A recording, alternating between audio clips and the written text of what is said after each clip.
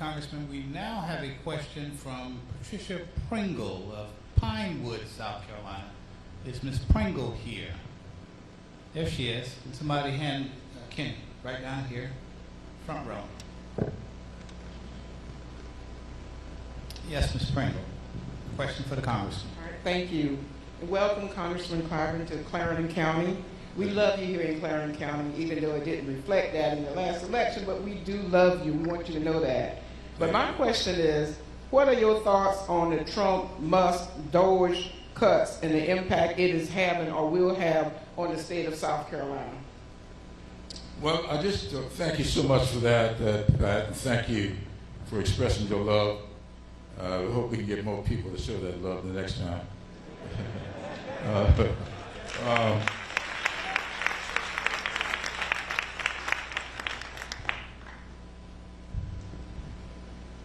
When I was in high school over at Old Lincoln High School, one of my best friends was a guy, well, I won't call his name, he's passed away.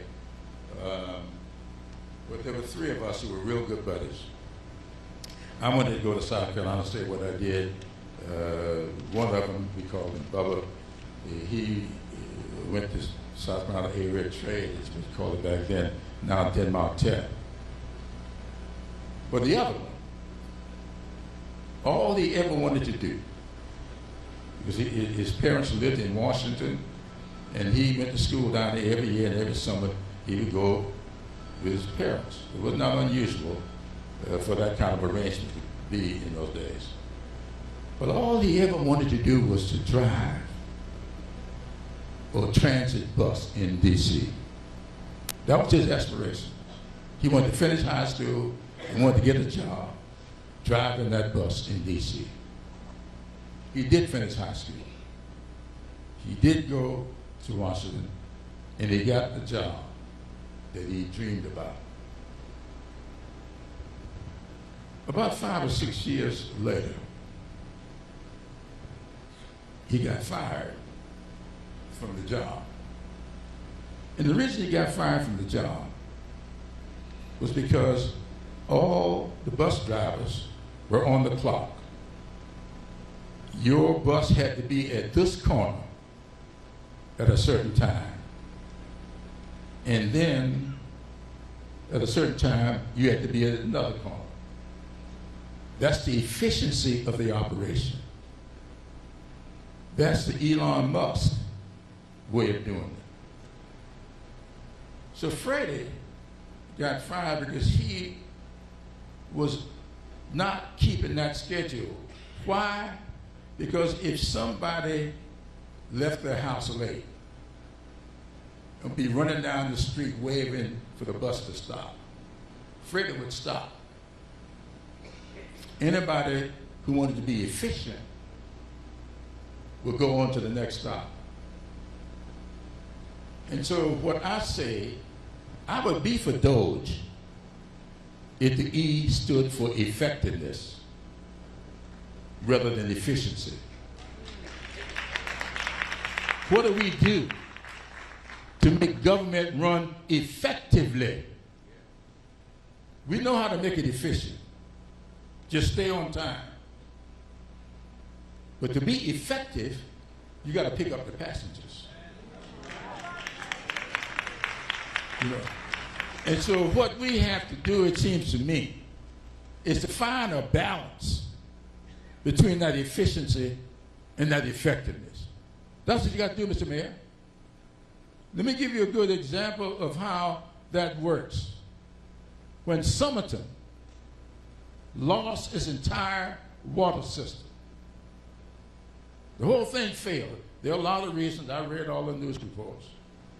But in the middle of that, the governor approached me about helping get a new bridge on I-95. That bridge is 60-some-odd years old, 68 or 9, I believe. And we needed a new bridge.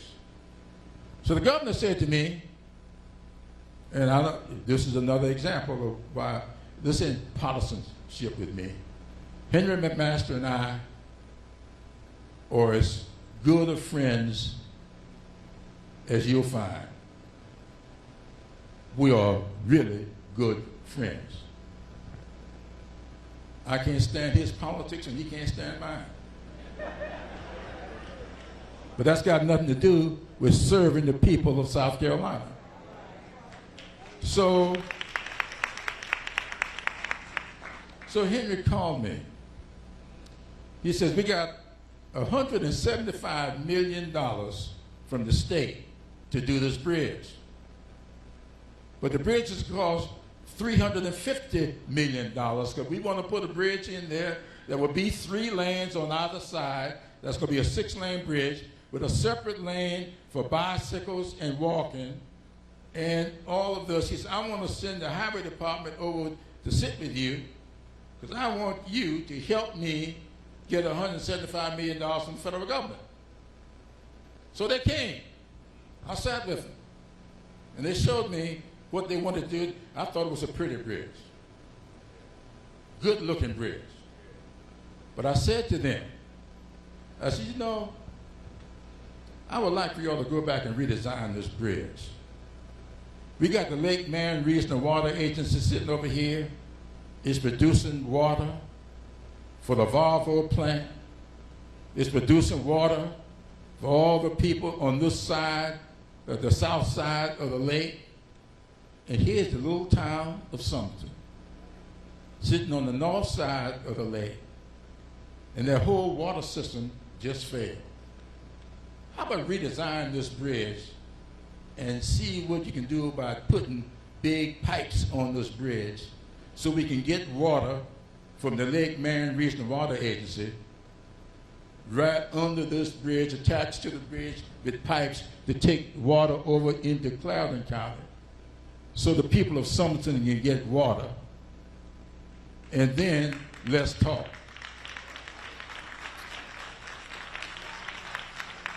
Well, they told me it'll cost $30 million. Additional $30 million. I said, okay. How much y'all got now? They came back with a new bridge, new design bridge, and we got the money. And the reason we got the money, according to the person that came to me and said, congratulations, you all made that bridge about more than a road. It became a health thing.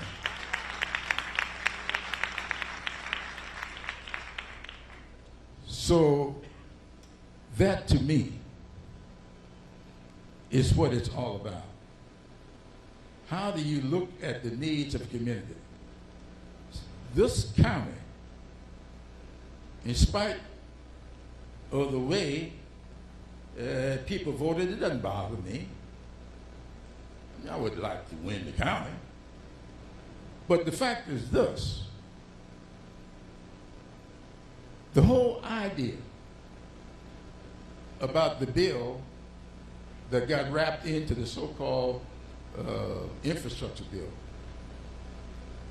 to make broadband accessible and affordable, it started right here in Clyburn County. Some of you may know that story. When Serena Williams asked for my help on an issue that she had with the family, whatever that tournament, tennis tournament is down in Charleston. What is it, Angie?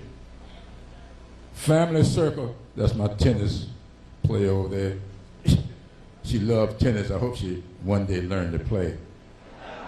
The Family Circle Cup.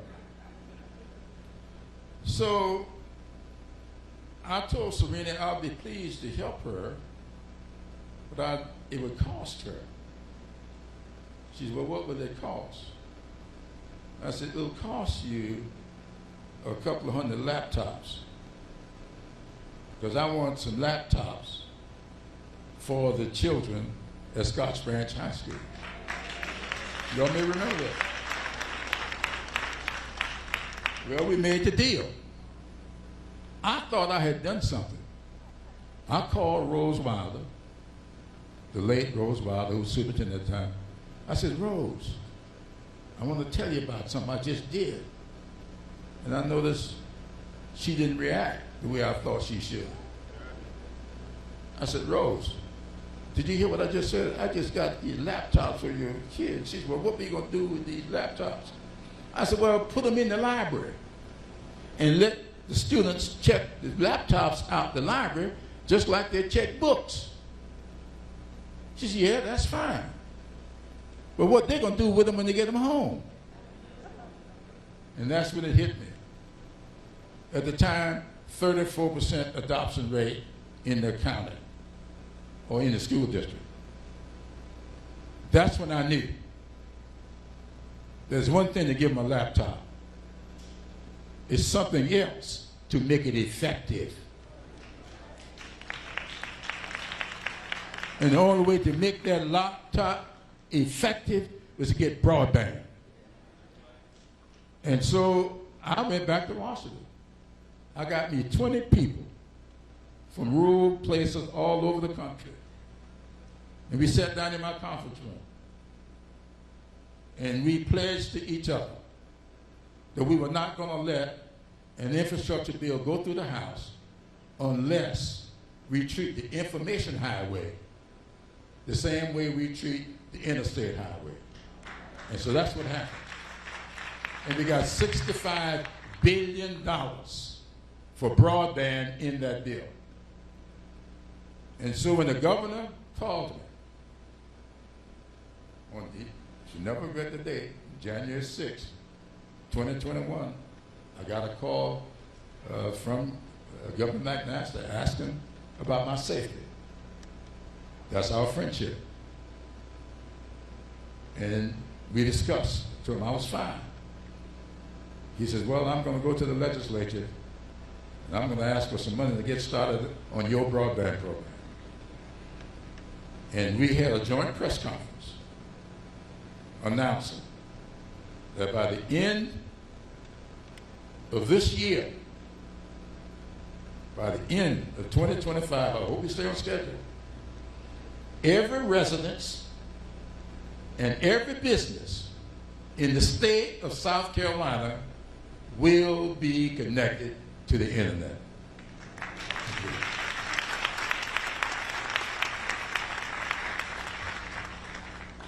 $650 million. And we got all the money sitting in the bank to do it. We're going to do it. That's what we do.